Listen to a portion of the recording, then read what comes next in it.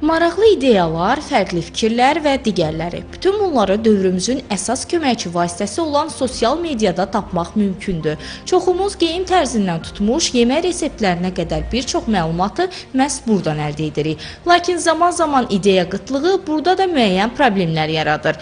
Bəzən bloger və digər tanınmış şəxslər bir-birinin kontentini təkrarlamağa başlayır.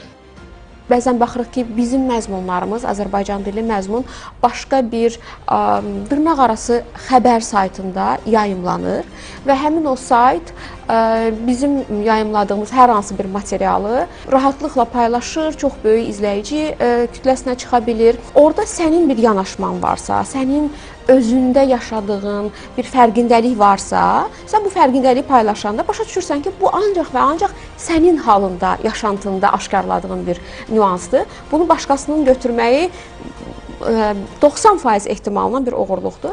Təbii ki, bunu isbatlamaq mümkün deyil. Sosial şəbəkələrdə belə halların tez-tez təkrarlanması izləyicilərin gözündən də qaçmır. Hətta çox vaxt məzmun yaradıcılarına onlar xəbərdarlıq edirlər. Bundan agah olan şəxslər isə ilkin olaraq bir sıra yollara əl atırlar.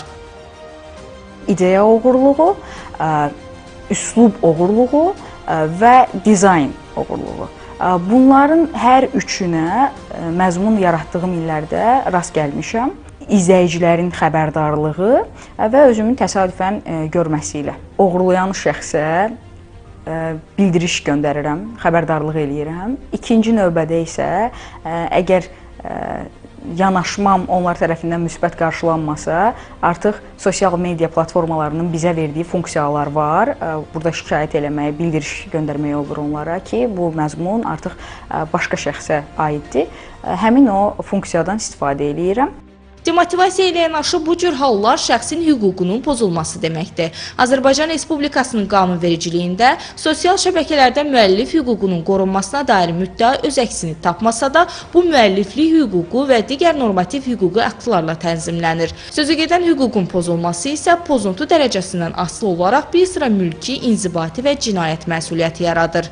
Müəlliflik hüquqlarının pozulması ilə bağlı şəxs hüquqlarının müdafiəsi ilə bağlı məhkəməyə müraciət edə bilər. Həmçinin bunu da qeyd etmək lazımdır ki, müəlliflik hüququ ilə iddia qaldıran şəxs məhkəmədə hüququn pozuntusu ilə bağlı həmçinin kompensasiya tələbi, ona dəymiş zərərin ödənilməsi, həmçinin pirat nüsxələrin ləğv edilməsi və bir sıra digər iddialar irəli sürə bilər. Əgər pozuntu müəyyən nəticəyə səbəb olarsa, bu halda inzibati məsuliyyət yarada bilər. Lakin bu pozuntunu hər zaman sübuta yetirmək çətindir. Bunun üçün də sosial mediada müəllif hüququnun qorunması üçün ən effektiv yol kimi məzmun üzərində bir sıra qeydlər tövsiyə edilir. Belə ki, video və ya foto üzərində hər hansısa müəllifin özünə məxsus loqosunu yerləşdirməsi oğurluq hallarının qarşısını nisbətən almış olur. Salatin Pirmuradova, Ramil Qoca, Telesəhər.